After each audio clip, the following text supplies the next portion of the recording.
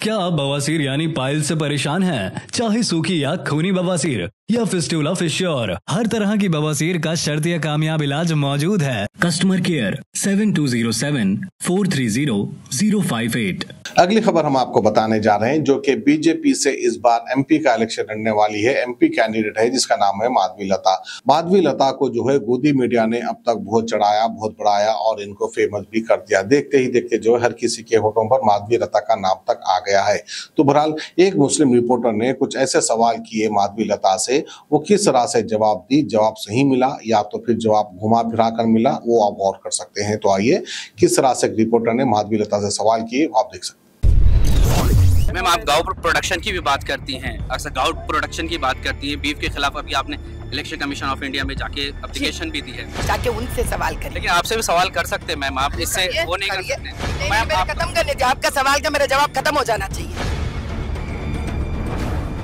आसाम में देख लीजिए या फिर उत्तर प्रदेश में देख लीजिए, मदरसों को बंद करने की कोशिश की। ये दो तरह की आइडियोलॉजी कैसे काम करती है? आम स्कूल्स जो हिंदू खोलते हैं, वहाँ पर हिंदुओं को अपने मत का पढ़ाई करने का इजाजत नहीं है, तो दूसरे मत वाले अपने मत का कपड़े पहनने का इजाजत कैसा मिल सकता है? हिंदू स्कूल्स को आप भगवत गीता पढ़ाने नहीं देते हो, लेकिन हिजाब पहन के जाने की इजाजत चाहिए आप लोगों को कि हम हिंदू स्कूल्स खोलें, हिंदू स्कूल में भगवत गीता पढ़ाए, रामायण पढ़ाए, या नहीं तो उनका निकाल दो। क्यों वो लोग इसका इस्तेमाल भी नहीं करते, आके हमारे पास गड़बड़ भी करते हैं।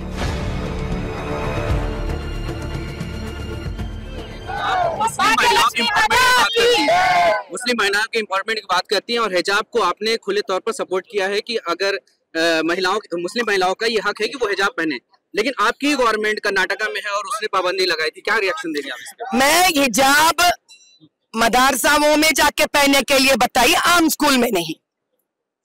आम स्कूल माइनॉरिटीज नहीं खोलते हैं भैया। मेरे खत्म करने दीजिए, आपका सवाल का मेरा जवाब खत्म हो जाना चाहिए। इतना मौका देंगे आप मुझे, इसीलिए तो माइक दिया ना आप मुझे। आपका सवाल खत्म हो गया तो मैं नहीं, तो आप सवाल खत्म कर लीजिए तब मैं जवाब दूंगी। हाँ, मैंने एक ही बात किया है कि आम स्कूल्स जो हिंदू खोलते हैं, वहां पर हिंदुओं को अपने मत का पढ़ाई करने का इजाजत नहीं है, तो दूसरे मत वाले अपने मत का कपड़े पहनने का इजाजत कैसा मिल सकता है?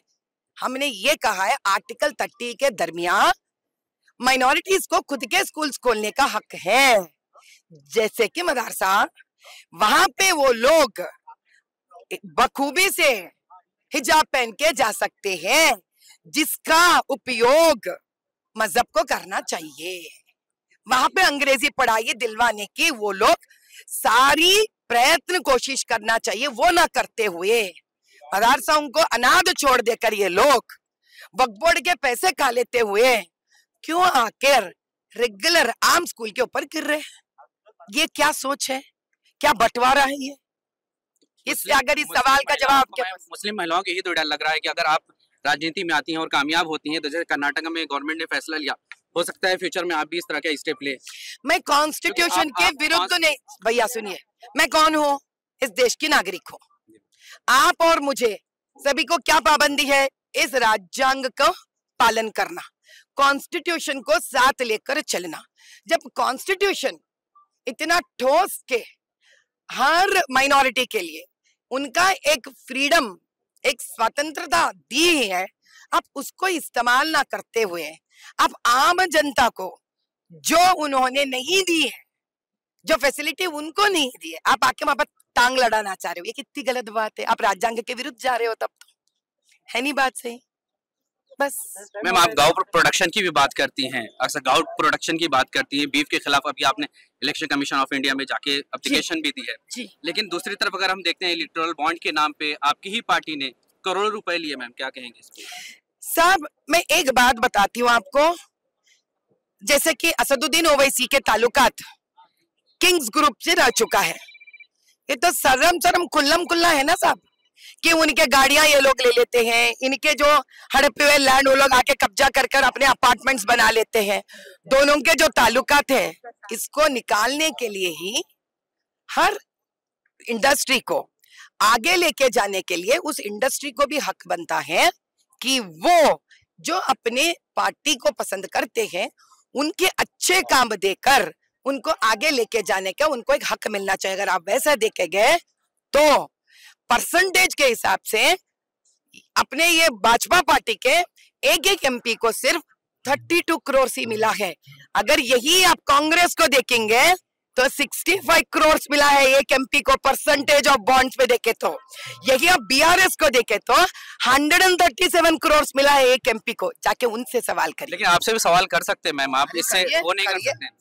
लास्ट सवाल मेरा ये है कि अभी आप मदरसा का भी सपोर्ट किए, जैसे आपने अभी स्टेटमेंट में कहा, इससे पहले भी कहा मदरसा का सपोर्ट किए, लेकिन दूसरी तरफ आसाम में देख लीजिए या फिर उत्तर प्रदेश में देख लीजिए, मदरसों को बंद करने की कोशिश की। ये दो तरह की आइडियोलॉजी कैसे काम करेगी? ये इसलिए हो रहा है क्योंकि 75 इयर्स कॉन्स्टिट्यूशन में जो आर्टिकल 30 दिए हैं मदरसों में बच्चों को मजहब और एक ही साथ अंग्रेजी पढ़ाई देने के लिए, क्या वो लोग इसका इस्तेमाल करें?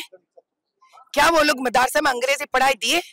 क्या वो नन्हे मुन्ने बच्चों को doctors, engineers, lawyers, chartered accountants बनने का रास्ता दिए? वो ना देते हुए आम जनता में आकर वो लोग दंगा फसाद मचाकर आम जनता के स्कूल्स में आकर बोल रहे हिजाब रखो, ये रखो, वो रखो। तो फायदा क्या है भैया? तो निकाल भी दो ना। जिसका फायदा नहीं है, जिसका इस्तेमाल नहीं कर रहे हो, वो भी रखना है। यहाँ पे आम जनता को आकर इनको भी तकलीफ देना है, तब क्या करेंगे? आम जनता को भी आप वही रिलीजियस राइट दे दो कि हम हिंदू स्कूल्स खोलें, हिंदू स्कूल में भगवत गीता पढ़ाए, रामायण पढ़ाए, या नहीं तो उनका निकाल दो। क्यों? वो लोग इसका इस्तेमाल भी नहीं करते, आके हमारे पास गड़बड़ भी करते हैं। दो तो नहीं हो सकता नहीं साहब। मेरी बेसिक एजुकेशन मदरसा से, आप मदरसा कह रहे हैं कि वहाँ इस तरह के लोग निकले। मैं एक जर्नलिस्ट हूँ, मेरे तरह बहुत सारे लोग जर्नलिस्ट हैं, एडवोकेट हैं, बहुत दूसरे फील्ड्स में। तो हम कह रहे हैं मदरसा में अंग्रेजी पढ़ाई शुरू, मैं क्या कह रही हूँ, अब मदरसा में अंग्रेजी पढ़ाई दीजिए। तो आप जर्नलिस्ट आवाज क्यों नहीं उठाते कि हिंदू स्कूल्स में आके हिजाब पहन के आने के लिए जब लोग कहते हैं, जब असदुद्दीन ओवैसी जैसे लोग आवाज उठाते हैं, तो उनके खिलाफ आप आवाज क्यों नहीं उठाते हो? बताइए, गलत नहीं है क्या? हिंदू स्कूल्स को भगवत गीता पढ़ाने नहीं देते हो, लेकिन हिजाब पहन के जाने की इजाजत चाहिए आप लोगों को। ये कहाँ न्याय है? क्या ये? मैं एक आम इंसान के जैसा पूछती हूँ, क्या ये न्याय है? ये न्याय? आवाम की बेहतर सेहत के लिए यूनानी आयुर्वेदिक होम्योपैथी दवाओं से तजुर्बेकार डॉक्टर्स की निगरानी में तमाम अमराज का इलाज किया जाता है, जैसे कि weight loss, tummy fat, hair loss, joint pain, kidney stone, gall bladder stone, बवासीर, सोरियासिस, मर्दाना ताकत जैसे कई और दिगर अमराज का कामयाब शुदा किफायती इलाज किया जाता है। हिजामा फिजिकल थेरेपी, फीट थेरेपी। अपनी बीमारियों से छुटकारा पाइए, more living herbal wellness centre आइए। हमारा पता Toli Chowki, Aditya Nagar colony, Hyderabad. Customer care 7207 430058।